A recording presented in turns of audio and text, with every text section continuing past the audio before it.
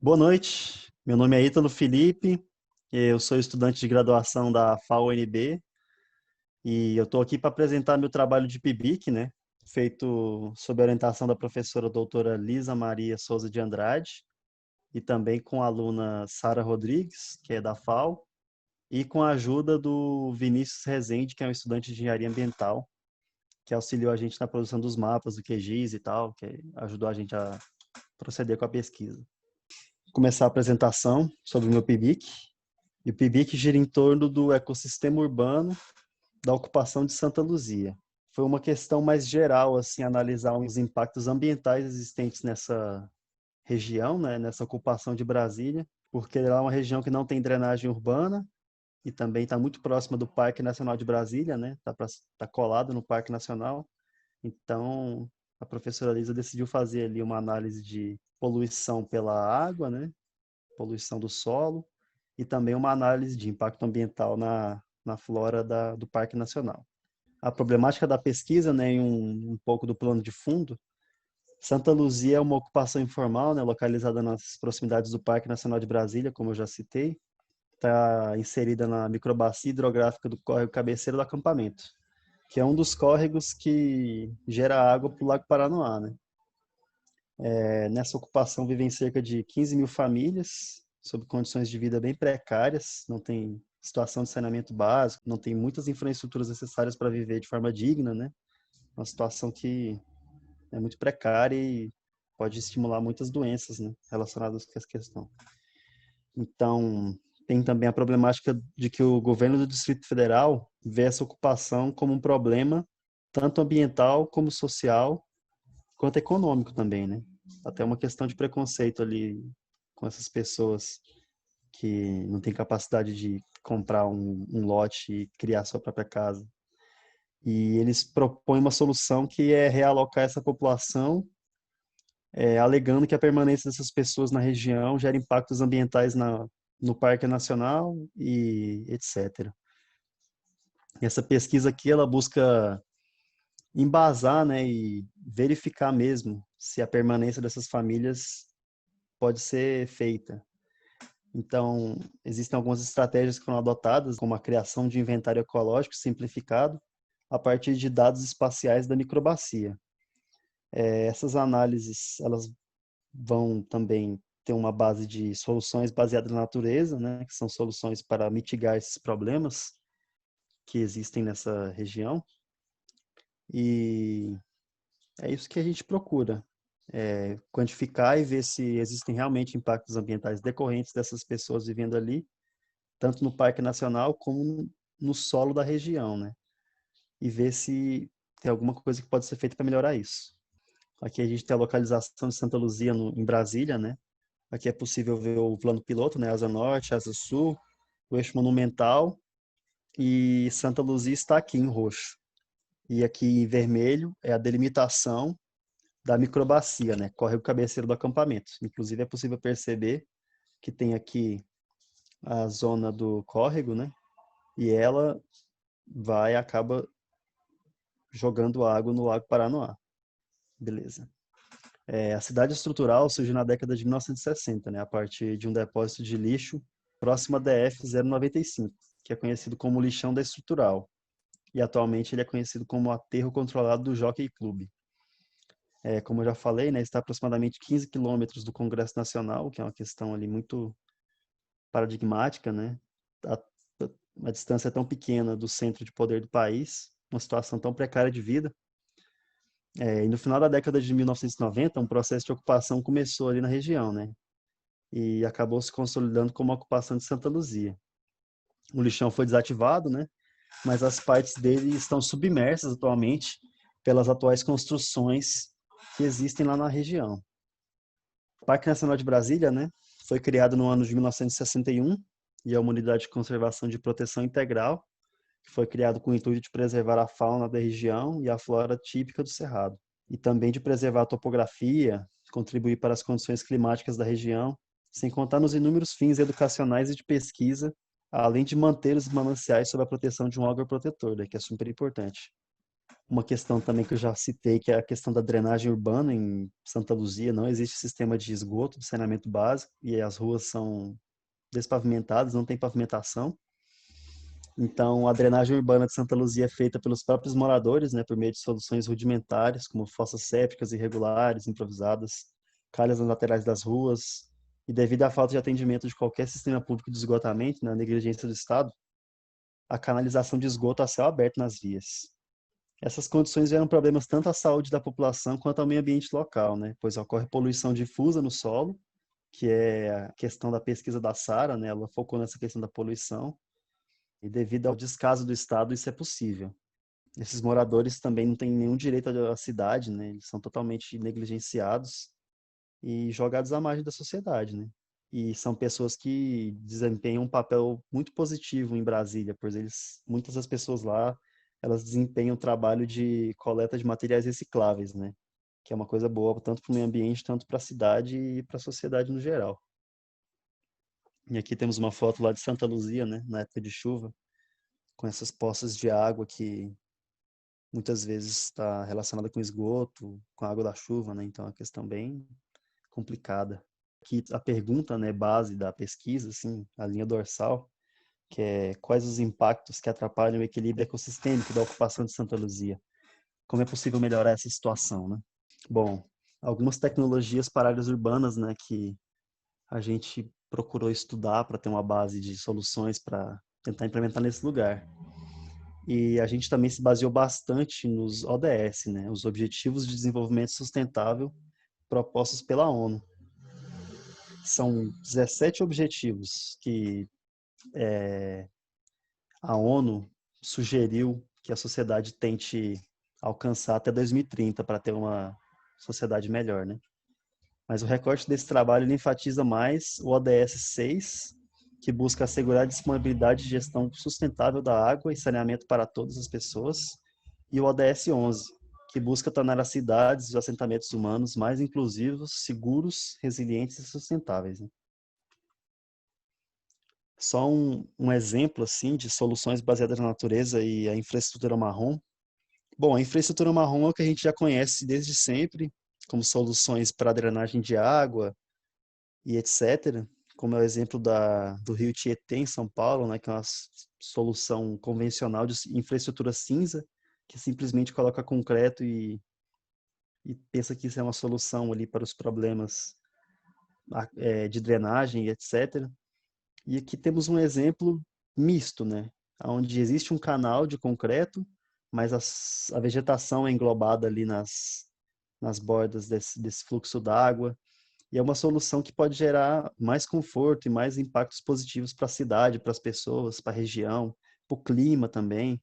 Então, as soluções baseadas na natureza é uma questão ainda que está sendo muito estudada e que está sendo proposta, né, para um futuro mais sustentável para as cidades. Uma solução mais barata também e que pode gerar mais resultados do que a que a gente vem fazendo até agora. Os materiais e métodos, né, que a gente utilizou na pesquisa, para a produção da pesquisa, a gente usou majoritariamente o software QGIS 3.4.11, Madeira, né, que é o software livre que proporciona visualização, edição e análise dos dados georreferenciados. Alguns shapes, que são vetores georreferenciados, foram obtidos pelo banco de dados da Secretaria de Desenvolvimento Urbano e Habitação, SEDU, no website do Geoportal do Distrito Federal. Aqui já partindo para os mapas, né, para os resultados que a gente obteve na pesquisa. Nesse mapa da esquerda é possível ver a microbacia do córrego cabeceiro do acampamento, que é a microbacia que a gente decidiu analisar os impactos e fazer as análises de mapa. Bom, aqui em verde é possível ver o Parque Nacional de Brasília, e ele é, na verdade, muito maior do que isso, mas na questão da microbacia, essa é a parte do Parque Nacional. Aqui é possível ver a zona do lixão, que é o atual lixão, né? Mas antigamente ele era muito maior. O setor militar complementar, que está bem próximo tanto ao Parque Nacional quanto à região aqui de Santa Luzia e a estrutural aqui. Santa Luzia, que é essa porção aqui bem rente ao Parque Nacional, onde estão as populações que estamos falando sobre. E essa ocupação de Santa Luzia, antigamente, era parte desse lixão. Então, como eu disse anteriormente, Muitas construções de Santa Luzia estão em cima do antigo lixão. Aqui em verde é estrutural e aqui é setor do automóvel, que também ocupa uma grande parte e não é responsabilizado pelos impactos ambientais que existem na microbacia. Bom, aqui à direita nós temos um mapa de relevo, né, de como é a topografia da região, e obviamente é possível perceber aqui, fazer uma comparação com esse mapa, que a zona aqui com a mata de galeria é a zona mais baixa, para onde vai a água com a chuva, inclusive quando chove e ocorre poças de água aqui na ocupação, querendo ou não, essa água acaba indo ou para as águas profundas, né, para os lençóis freáticos, ou também para o rio diretamente, né, acarretando ali um impacto ambiental na própria água. Esse aqui é outro mapa, né, mas esse mapa já é mais específico da parte da Sara Rodrigues, que é sobre o tipo de solo da região, sobre o risco de erosão, né? Então aqui é possível ver que tem o gleissolo áplico, que se foca mais na região aqui do curso d'água, tem o latossolo vermelho, que engloba a maior parte da microbacia, e o latossolo vermelho amarelo, que está mais próximo aqui do curso d'água. Aqui nesse outro mapa podemos ver o risco de erosão, né? E que o risco de erosão é muito maior aqui nas zonas mais distantes do curso d'água. O curso d'água está mais protegido devido à vegetação mais densa e etc. Aqui nesse outro mapa da Sara também temos o risco de contaminação, né? O risco de contaminação é muito maior aqui nessas outras regiões e ainda assim o risco de contaminação existe na zona de mata de galeria, né? Onde passa o córrego. E o risco de contaminação é 2 nessa escala utilizada pelo ela. Aqui esse outro mapa, temos o tipo de vegetação predominante na microbacia, né? Tem uma parte de cerrado limpo aqui perto do curso d'água, do córrego, mas a maior parte é cerrado típico, né? Podemos ver aqui. Tem a parte de mata ciliar, né? Que eu falei mata de galeria, mas mata ciliar, que é aqui onde tem o curso d'água. E tem uma zona de pasto aqui no setor militar complementar, né? Que eu falei anteriormente, que é um setor que está aqui bem próximo do curso d'água. Beleza. Aqui já entra mais na minha zona de estudo. Esse mapa aqui da microbacia é o mapa dos recursos hídricos, né? Tem aqui a APP de áreas úmidas, que é essa zona aqui, que é uma zona de área úmida, que está muito próxima aqui do setor do automóvel e da Santa Luzia, que está aproximadamente aqui. Então, é uma zona de sensibilidade que merece atenção. Aqui tem a APP de curso d'água, né? Onde está o córrego, que necessita de uma faixa de 30 metros de proteção, que não tem que ter nada por 30 metros. E é possível ver aqui que o setor militar está muito próximo, né? Mas ainda assim os 30 metros estão respeitados. Tem a APP de nascentes, né? A zona de proteção de nascentes, que tem um raio de 50 metros. Ela também está bem próxima aqui dessa região, da ocupação, do lixão. Aqui nesse outro mapa, a gente já tem um resultado da minha pesquisa, que a minha pesquisa acabou gerando o índice de vegetação com diferença normalizada, né? Que é um método utilizado para fazer a quantificação e a análise da vegetação da região, né? Então temos aqui os dados, né? De quanto mais amarelo o valor é menor, quanto mais verde escuro, maior o valor. Isso significa que quanto maior o valor, mais fotossíntese existe, mais clorofila tem nas plantas, ou seja, mais saudável é a planta. Então, mais é uma zona de vegetação mais saudável, né? E quanto mais amarelo aqui, quanto mais para o branco, quanto menor o valor, é uma zona com menos vegetação, com a vegetação mais seca, com a vegetação não tão saudável. Explicarei isso mais à frente, aqui. Então, o índice de vegetação por diferença normalizada, que é o NDVI, é um método de análise de condições de vegetação por imagens geradas majoritariamente por sensores remotos. Então, pode ser por satélite, pode ser por drones também, pode ser por aviões. Basta que tenha uma câmera e gere uma imagem ali da região. E é muito útil para a detecção da diminuição da umidade, também na diminuição da fotossíntese das plantas, né, o que indica que essa zona está sendo impactada, está sendo que a vegetação dali está sendo afetada por alguma coisa.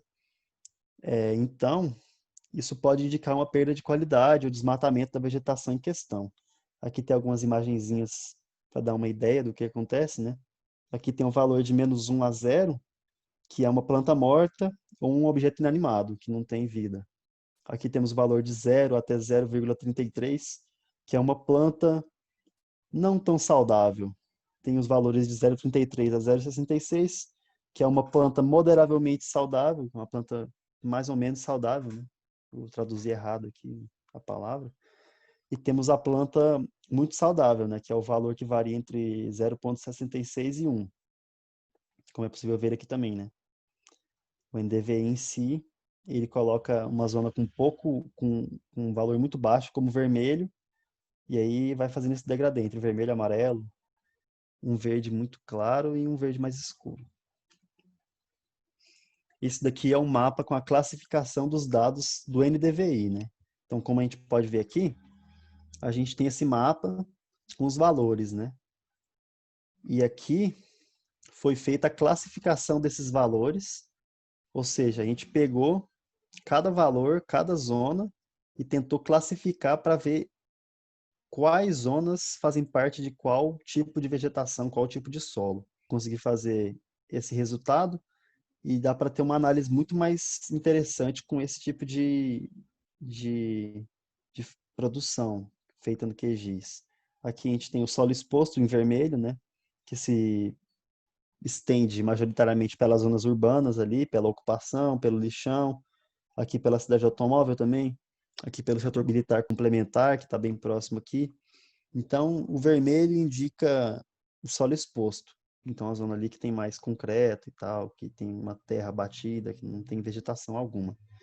E aí tem vegetação rala também, que é um solo não muito saudável, que também engloba aqui essas zonas mais próximas da ocupação, aqui a zona perto do setor militar, um pouco próximo aqui também do curso d'água, a mata ciliar. Também tem uma faixa de vegetação esparsa, né, que é uma vegetação existente, mas ainda assim não é saudável, e também ocupa uma grande parte da microbacia aqui em amarelo, como a gente pode ver. E a gente começa a chegar na vegetação em si, né? Ah, eu esqueci de falar também, essa classificação é para o ano de 2001. Isso daqui foi feito no ano de 2001 e posteriormente a gente vai fazer uma comparação com outros anos. Aqui tem a vegetação de transição, né, um verde mais claro, e é possível ver aqui próximo do setor militar um pouco de vegetação, e o verde mais escuro é a vegetação densa da mata ciliar, né? Então é possível ver que é as zonas mais escassas aqui da microbacia. Aqui a gente tem um mapa de 2010 já, e aí fazendo, indo e voltando, a gente consegue ver uma diferença, né? Algumas partes avançaram, outras recuaram, por exemplo, aqui em 2001 tinha muito solo exposto aqui também, em 2010 o solo exposto já deu uma diminuída, mas aumentou a vegetação rala, como é possível perceber aqui. Então, esse tipo de mapa, ele proporciona para a gente esse tipo de comparação ao longo do ano. A gente consegue realmente quantificar ali, até em dados mesmo, em valores, qual foi a extensão dessa mudança e tal. E aqui a gente tem o ano de 2019. Esse erro aqui é um erro devido à imagem de satélite, né? Então é uma coisa que não está nas nossas mãos. Mas a gente consegue ver entre 2010 e 2019 também uma mudança drástica. Aqui a gente consegue ver que a vegetação rala deu uma diminuída, um aumento da vegetação esparsa, né? Um aumento também da vegetação de transição, que aumentou aqui nessa parte. E não sei se dá para ver, mas acontece um pequeno aumento da vegetação densa, mas nem é quantificável, assim, nem é muito importante. Todas as fotos satélite, né, que a gente pegou, foram feitas no mês de agosto. E a gente buscou as fotos que não tinham nuvens lá para atrapalhar a análise. Então você vai lá no site onde você pega as imagens, né? Essas imagens a gente pegou do Earth Explorer, que é uma plataforma lá do Serviço Geológico dos Estados Unidos, sabe? Que tem, tipo, altas imagens de satélite.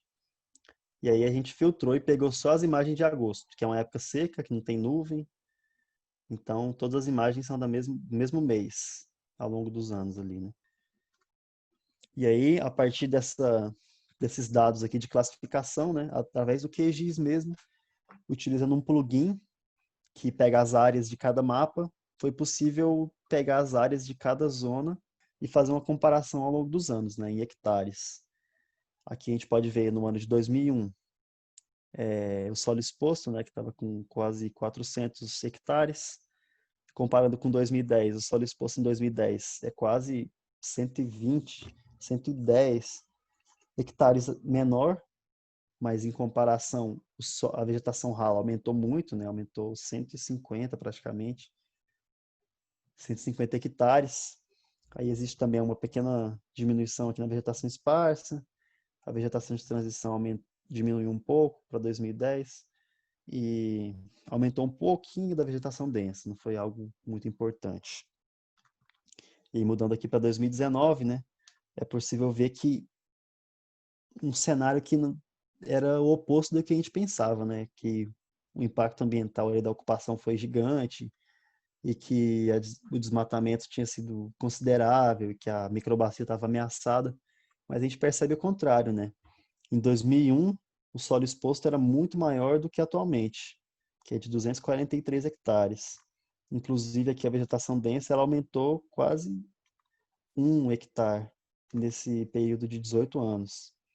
Aqui, a vegetação de transição, ela também aumentou bastante aqui, ó, de 2010 até 2019. Aumentou de 102 hectares para 336. E a vegetação esparsa aumentou um pouquinho, mas também nada muito importante. O mais importante aqui foi essa diminuição da vegetação rala e esse aumento da vegetação de transição, né? Então, a partir dessas informações expostas nos mapas de classificação da microbacia, a gente conseguiu ver essa análise de impactos ambientais da região e quais foram as mudanças de cobertura vegetal ao longo do tempo, né? E aí, chegando, por fim, na conclusão do trabalho, né? Conclui-se com o seguinte trabalho, né, que esse método do MDVI ele é muito útil para fazer análise multitemporal de mudança na fitofisionomia da vegetação de uma determinada área. Com esse método é possível analisar visualmente e quantitativamente as mudanças no tipo de vegetação de uma certa região. Nesse trabalho, que a gente estudou a microbacia do córrego cabeceira do acampamento, a gente conseguiu criar esses mapas com recorte de 9 anos e analisar assim as mudanças que se percebem na vegetação do local, afastando a ideia de que somente Santa Luzia gera impactos na microbacia, né? É possível ver que não a mudança de vegetação ali não foi só em Santa Luzia, foi na microbacia como um todo. Então teve impacto tanto do setor do automóvel como do setor militar complementar, que também tem seu impacto na microbacia. Então é uma questão macro, não é uma questão que se pode resumir somente na ocupação, né? Então, houve muitas mudanças na vegetação do local, afinal, isso é uma coisa que não se pode negar, mas isso é um resultado muito interessante, não só para as pessoas que vivem lá, mas também para os pesquisadores, né? Afinal, a gente chegou num resultado muito interessante, que a microbacia é realmente uma questão muito interdependente, não é uma coisa que polui só em uma região. A microbacia ela trabalha de forma conectada, sabe? Uma coisa interessante. Portanto, é de suma importância que a microbacia como um todo receba a importância devida das autoridades, né? Não só a região da Santa Luzia, analisando não só os impactos gerados por Santa Luzia, mas também os impactos gerados nas proximidades do córrego pelo setor militar complementar, né? E também os impactos nas proximidades da cidade do automóvel, buscando assim soluções mais humanas e mais técnicas, que buscam regenerar a flora do local e também proporcionar uma melhor qualidade de vida para a população e também para todo mundo que frequenta aquela região, né? E basicamente é isso. Esse é o trabalho de pesquisa, especificamente o que eu desenvolvi. Muito obrigado pela atenção. Quem se interessar mais aí pelo trabalho, quiser ler mais, conversa com a gente lá, que a gente disponibiliza o trabalho para vocês. Muito obrigado e valeu.